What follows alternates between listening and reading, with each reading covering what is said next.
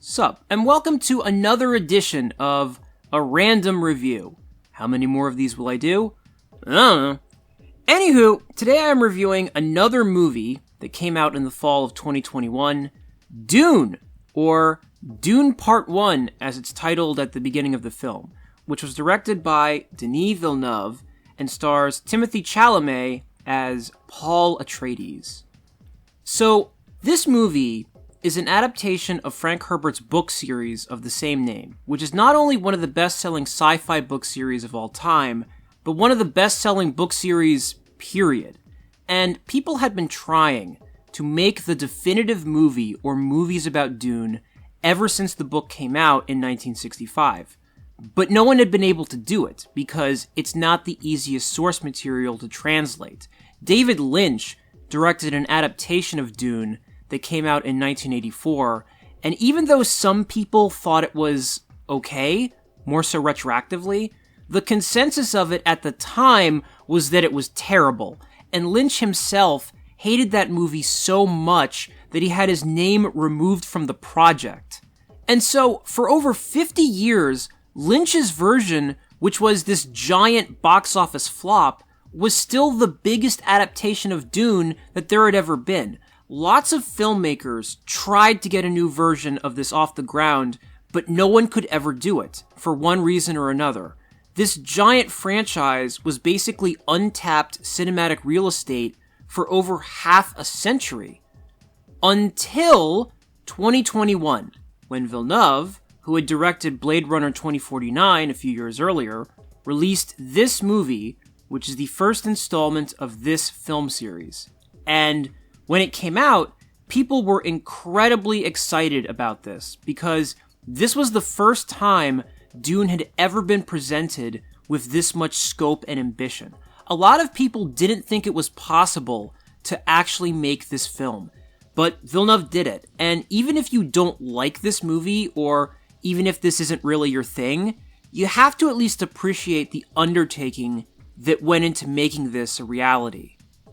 And I came into this film totally blind, because unlike the last thing I reviewed, which was also based on a book, I never read Dune. And while I had watched the 1984 movie when I was really young, I had basically forgotten everything about it, other than that it took place in a desert, and there were giant worms, and that there was a guy in it who was so fat that he needed to hover off the ground in order to move. And that was it. Other than that, I watched the 2021 movie having no conception of what it was going to be about.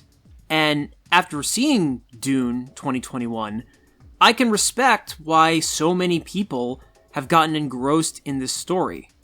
I found the universe of Dune to be very interesting. This movie takes place after the year 10,000. And when you think about a story that takes place way, way, way in the future, you probably think of something like Mass Effect, right? You envision a setting where there's flying cars and robots and people have wires jacked into their brains and cybernetic eyeballs and there's 1,000 screens playing advertisements wherever you look. You know, that kind of thing.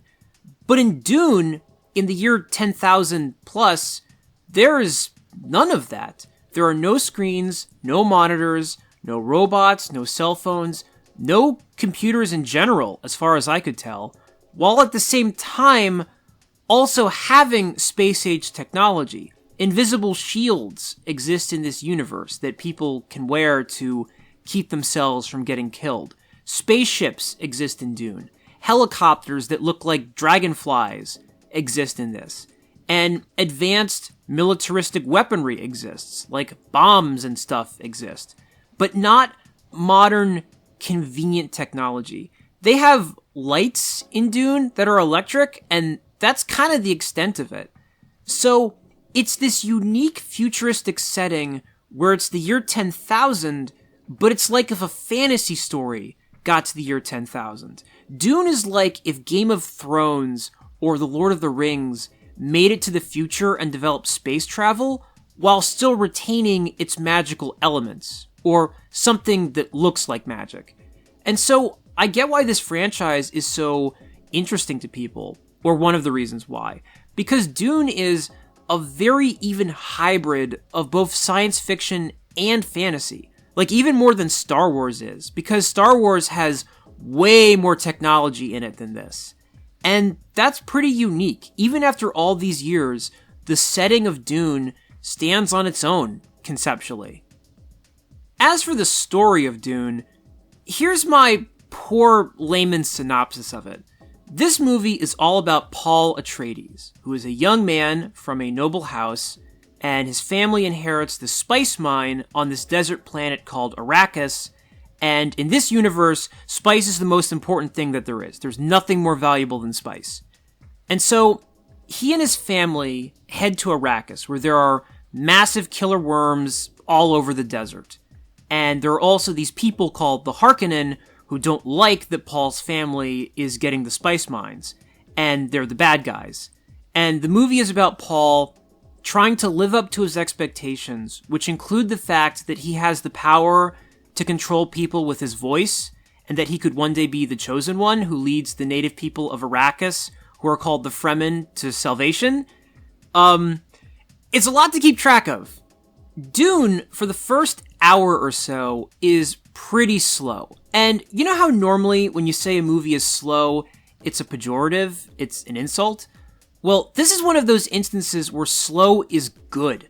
This movie is throwing a lot of setup information at the audience, a lot of explanatory dialogue, and there's a lot of names and terminology that you have to keep track of if you want to keep up with this movie.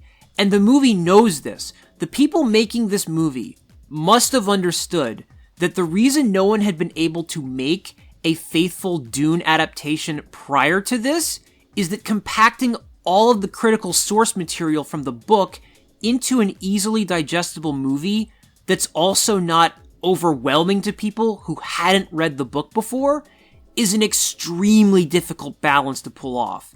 And if this was not a multiple part film series, it probably couldn't be done. But because this is a multiple part movie series, it allows this movie to deliver its information at a comfortable pace. It doesn't have to rush. I was worried, as a Dune neophyte, that all of this was going to go way over my head. But I was totally able to keep up with it, which again is a huge compliment to this movie. Now, that doesn't mean that I was able to memorize everything, because again, there is a lot to remember. There were some people's names in here who I just wasn't able to commit to memory after my first viewing. Like, this guy, I have no idea what his name is. But I also don't think this movie is too hard to follow. You may not know who all of these people are after one viewing, like I didn't, but you should still be able to keep up with this and stick with this as it progresses.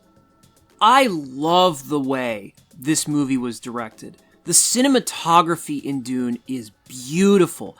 There are these transition shots of planets and spaceships in it where it almost looks like something out of a Kubrick film, where instead of the camera whipping around to zoom in on the ship or whatever, you just see it from a distance and you get this great sense of scale from it. Some of this is almost filmed as if what they're showing is a model, even though it's CGI. And this is where you can really see Villeneuve's affinity for Blade Runner in action, because some of the exterior shots in this look just like something that you'd see in Blade Runner. Dune has a very steady tempo and is never going too fast or putting too much on the screen. No matter how intense the action got, it never felt chaotic to me, and it never felt too slow either. The pacing of this is perfect. The music in the movie is also great.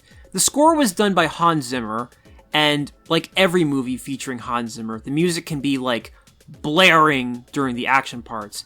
But when there isn't any action going on, the music is reserved. It's a rather ambient soundtrack from him that's trying to set the mood more than it's trying to make things more exciting. And I thought it fit the movie really well. So, Dune is 2.5 hours long, which to me was totally fine, given how much material is in it. And there's so much about this movie that I really, really admire. I like the fact that there are these flash forwards in the movie where Paul has these premonitions about what's going to happen in the later movies, but we don't know if they're 100% accurate or not. So if you see this, you're going to go into the next movie with an idea of what could happen, but it's not set in stone, which to me is a cool idea. And Dune has some pretty memorable, imaginative scenes in this. Some of the ways that these characters get dealt with or meet their demise is pretty damn creative. And yet, when I was done watching the movie, and I was thinking back on it, for all the technical brilliance at play here, and for all the things about it that I think are phenomenal, I didn't love this like I thought I would have. Dune Part 1 is really, really good, but it didn't resonate with me. It didn't leave as much of an impact with me as it should have.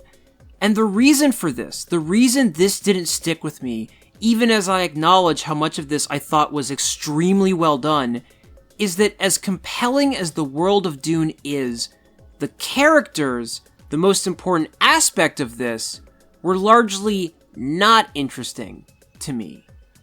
If I had to write a character sheet for everyone in this movie, and I had to list what everyone's personality type was, I think I would write stoic for almost everybody. The characters in this film are underdeveloped. There's way too little emotion in this movie. And the biggest offender of this is Paul. Dune is ultimately Paul's movie. We're supposed to be invested in his journey. And yet he is practically sleepwalking through this entire film. He has almost no range whatsoever, outside of a couple times when he smiles at someone when he's saying hello to them. And what makes it worse is that he spends most of the film talking like this, in this very neutral, monotone voice where he's never excited about anything. And he's so cloistered and so reserved that I was never able to connect with him. In fact, for the first half of the movie, I wasn't entirely sure that we were even supposed to like Paul and that he wasn't going to turn evil or something by the end, because the movie never actually stops to give you a reason to latch on to him other than the fact that he's the main character. The whole time I was watching Dune, I couldn't help but compare it to Star Wars, because it's hard not to. They have many similar components. Dune is like if Star Wars was darker and they never left Tatooine. And admittedly, it's a little unfair to compare it to Star Wars, since Dune the book predated Star Wars by a decade and was one of the influences for Star Wars. But I actually think it's instructive to compare Dune Part 1 to Star Wars, because one of the reasons why Star Wars was such a phenomenon was that people identified with Luke Skywalker. As crazy as the world of Star Wars might have been, he came off as real and human to people. Fans wanted to be Luke Skywalker, and they felt like they were living out the story of that universe through him. In Dune Part 1, however, Paul Atreides never gets the chance to be relatable, and there's never a moment where you can really put yourself in his shoes. For example, there's something alarming that happens to Paul near the middle of the movie, and it's a big deal, and you'd think that he would freak out about it, and would kind of stun him and leave him shaken. But instead, the movie breezes right past it, and Paul doesn't come off as affected by it much at all. And this is something that plagues the other characters in Dune as well, albeit to various degrees. And because I'm unfamiliar with the books, I can't say if this issue is something the movie created, or if this is how it is in the books too. But either way, the fact that the main character is dull is what keeps Dune Part 1 from being amazing to me. It's what holds it back, to me, from being at that same transcendent level as something like Star Wars, or The Lord of the Rings, or even something like Game of Thrones, when it was good. Because those had leads that people could see themselves in. With Dune, I just can't imagine a little kid watching this, which they could because this is rated PG-13, and thinking, I want to be Paul Atreides for Halloween. I want to dress up like Paul because he's my favorite character. I just can't see a kid saying that. I can't imagine a kid saying that. Like, if I was a kid and I watched Dune, I would think Paul is just the most uninteresting character in the world. But again, this is only the first movie, and I'm very curious to check out the next installment of this because it's entirely possible that now that the setup movie is out of the way, maybe Paul will blossom in the next movie and be really interesting and stuff. A lot of this can be rectified, and I hope it is, because after seeing this film, I have very high expectations for this series now. Even with my hangups, even though I thought the main character was a weak link, and some of the other characters could have been spruced up a little more too, there's so much to like about this movie, and it's so well made, that I think most people, myself included, will come away enjoying this in spite of that. If you're not a huge sci-fi fan, maybe this won't cross over for you. Maybe the lack of characterization will keep this from being accessible to you, in the same way something like Star Wars was. But this universe is so interesting and is presented so well that I think this will appeal to most people. And if you are a science fiction fan, I think you're gonna love this. I give Dune, or Dune Part 1, an 8.51 out of 10, which is a really high score for me considering that I thought the characters were flat, but I can justify it because everything else about Dune was excellent to me, and I still enjoyed the hell out of it. Denis Villeneuve is an outstanding director. I just wish the people that were in the movie were as interesting as everything around it.